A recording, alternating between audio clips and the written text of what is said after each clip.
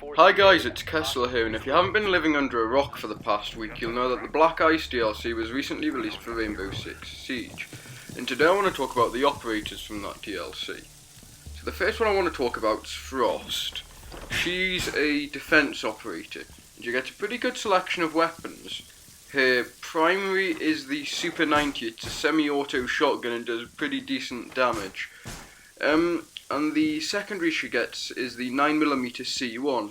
It's an accurate assault rifle, a bit like a Sten gun. I like it. It's not really necessary to use a sight with this, but I like to throw the laser sight on there just to increase hipfire accuracy a bit. But the hipfire is good anyway, so that isn't really needed too much. And the secondary is the Mark 1 9mm. It's a bit like a 1911. It does a little bit less damage than the other 1911s in the game though. And the piece of equipment she gets is the deployable shield and the nitro cell. Personally, I don't think the nitro cell is that useful, so the main thing I think most people will be using with her is the deployable shield, which can be really useful in certain game modes.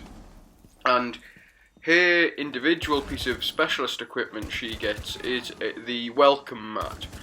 It's like a bear trap that when people step on it, just takes them down.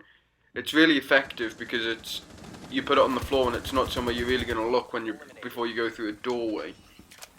The other operator in this DLC we get is Buck, and this is the one that I have some problems with.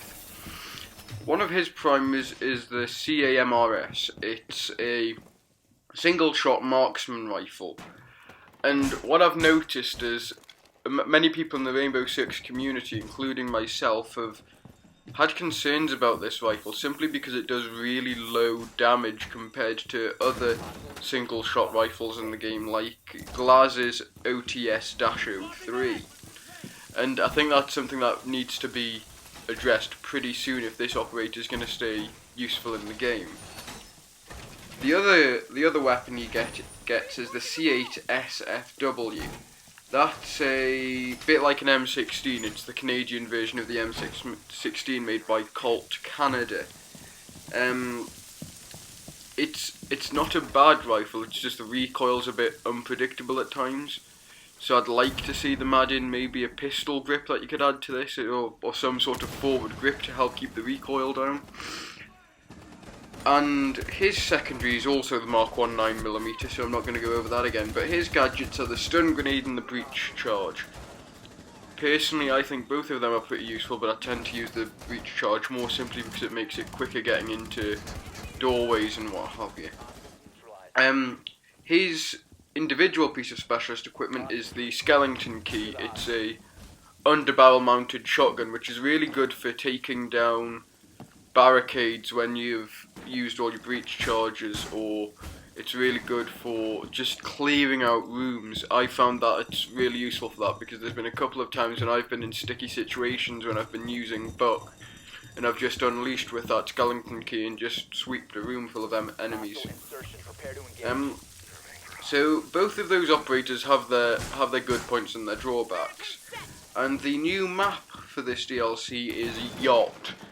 It's a bit the map that I'd say that it's closest to at the minute would probably be the presidential plane, simply because of the way that it gets played. It's got really tight corridors, but it has got an open sort of generator room in the bottom, which I suppose would be its equivalent of the cargo hold. And I think that's going to be a really interesting map to develop tactics for. But these operators are definitely good on them maps because I suppose they've sort of been styled for those maps because of the DLC they've came out in.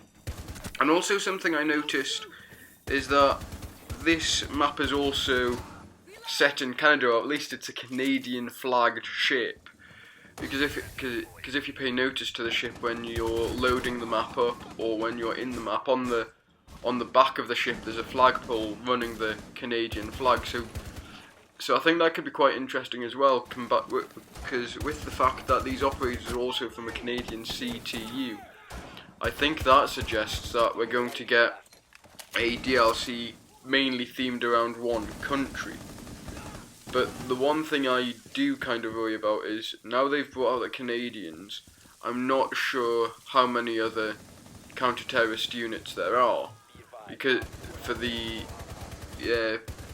developers to make operators for, because I know there's a lot of them, but it seems very almost like that we're going to be stumbling over the same weapons. For example, China's CTU also uses the sort of the stereotypical communist weapons, which are the ones the Russians use for their CTU. So unless you're going to pull out really obscure weapons, or you're going to give them some really cool like gadgets, I'm not sure what we can really expect from the future DLCs.